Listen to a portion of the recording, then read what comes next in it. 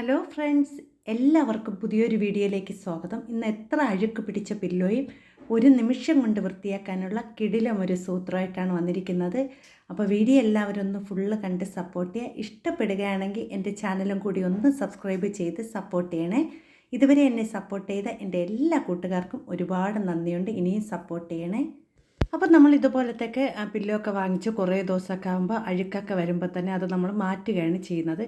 അല്ലെങ്കിൽ നമ്മളത് ആ ഒരു പഞ്ഞിയൊക്കെ ഒന്ന് ഇളക്കി നമ്മൾ വെയിലത്ത് വെച്ച് ഉണക്കിയ ശേഷം അതിന് നമ്മൾ അതിൻ്റെ കവറൊക്കെ ഒന്ന് മാറ്റി ഇട്ട് കൊടുക്കുകയാണ് ചെയ്യുന്നത്. പക്ഷേ പലർക്കും അതൊക്കെ ഒരു ബുദ്ധിമുട്ടായിരിക്കും.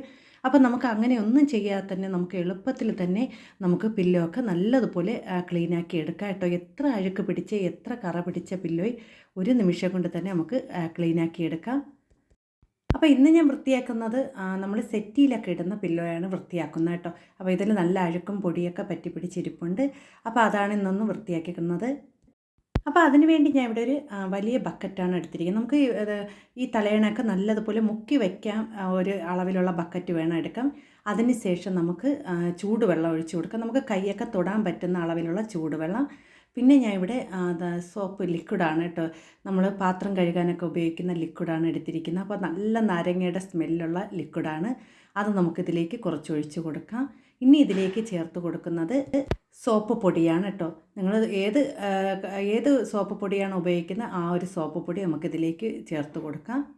ഇനി ഇതിലേക്ക് ഒരു പിടി അളവിൽ കല്ലുപ്പ് ചേർത്ത് കൊടുക്കാം. അതിനുശേഷം നമ്മൾ ഇതിലേക്ക് കുറച്ച് കോൾഗേറ്റാണ് ചേർത്ത് കൊടുക്കുന്നത്. നല്ല കളർ കിട്ടാൻ വേണ്ടിയാണ് നമ്മൾ ഈ കോൾഗേറ്റ് ചേർത്ത് കൊടുക്കുന്നത്.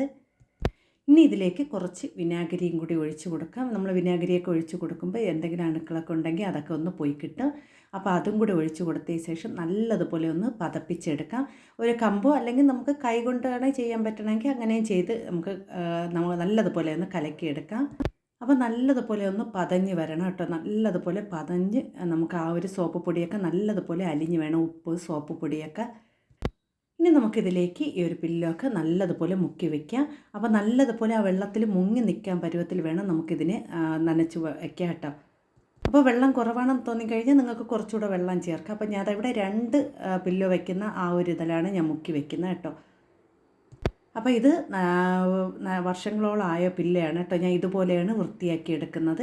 നമ്മൾ ഒരു മാസത്തിൽ ഒരു ദിവസം അല്ലെങ്കിൽ നിങ്ങൾക്ക് ജോലി തിരക്കൊന്നും ഇല്ലാത്തപ്പോൾ ഇതുപോലെ ഒന്ന് വൃത്തിയാക്കി എടുക്കുകയാണെങ്കിൽ നല്ലതുപോലെ വെളുത്ത് കിട്ടും.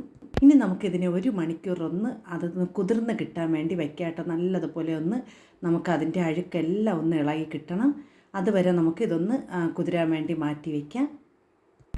അതിനുശേഷം നമുക്കിതിനെ നല്ലതുപോലെ കൈകൊണ്ട് ഇതുപോലെ പ്രസ് ചെയ്ത് നനച്ച ശേഷം 2-3 വെള്ളം നല്ലതുപോലെ കഴുകിയെടുക്കണം. ആ ഒരു വെള്ളം നല്ലതുപോലെ തെളിഞ്ഞ് വരുന്നത് വരെ കഴുകിയെടുക്കണം കേട്ടോ. അപ്പോൾ നിങ്ങൾക്ക് ഈ വീഡിയോ കണ്ടിട്ട് ആർക്കെങ്കിലും ഉപകാരപ്പെടുകയാണെങ്കിൽ ലൈക്ക് ചെയ്യണം. എല്ലാവരും എൻ്റെ വീഡിയോയ്ക്ക് ലൈക്ക് ചെയ്യണം. ആരും ലൈക്ക് ചെയ്യാതിരിക്കരുത്. എല്ലാവരും വീഡിയോയ്ക്ക് ലൈക്ക് ചെയ്ത് സപ്പോർട്ട് ചെയ്യണേ.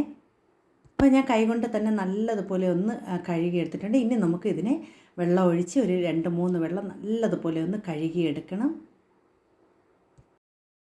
അപ്പം നമ്മൾ സോപ്പ് പൊടിയിലൊക്കെ മുക്കി വെക്കുന്നതുകൊണ്ട് തന്നെ നല്ല പതകയാണ്. അപ്പോഴേ 2-3 പ്രാവശ്യം നല്ലതുപോലെ വെള്ളം തുറന്ന് നല്ലതുപോലെ കഴുകിയെടുത്താൽ മാത്രമേ അതിൻ്റെ ആ ഒരു സോപ്പ് പതയെല്ലാം പോയി കിട്ടുള്ളൂ.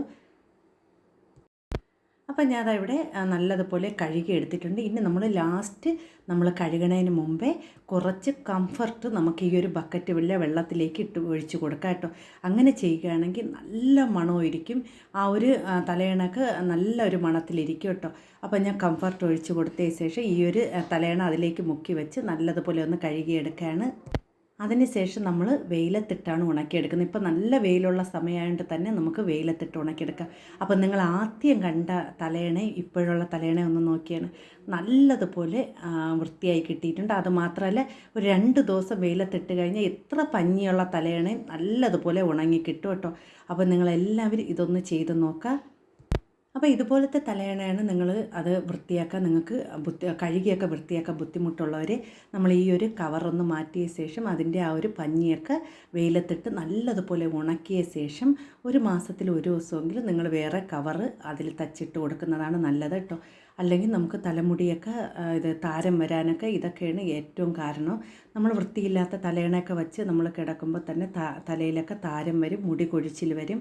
അപ്പോൾ നിങ്ങളെല്ലാവരും ഇതൊന്ന് ചെയ്ത് നോക്കണം കേട്ടോ. അപ്പോൾ നമ്മൾ കിടക്കുന്ന തലയണയും അതുപോലെ തന്നെ അത് വിരിക്കുന്ന ബെഡ്ഷീറ്റൊക്കെ എപ്പോഴും വൃത്തിയോടെ തന്നെ സൂക്ഷിക്കണം.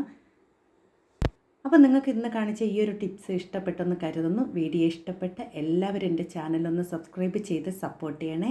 നിങ്ങളുടെ വിലയേറിയ അഭിപ്രായങ്ങളും നിർദ്ദേശങ്ങളും എൻ്റെ കമൻറ്റ് ബോക്സിൽ കമൻറ്റായി അറിയിക്കാനും ആരും മറന്നുപോലെ പുതിയ കൂട്ടുകാർ ആരെങ്കിലും വീഡിയോ കാണുന്നുണ്ടെങ്കിൽ ഒന്ന് സബ്സ്ക്രൈബും കൂടി ചെയ്ത് സപ്പോർട്ട് ചെയ്യണേ.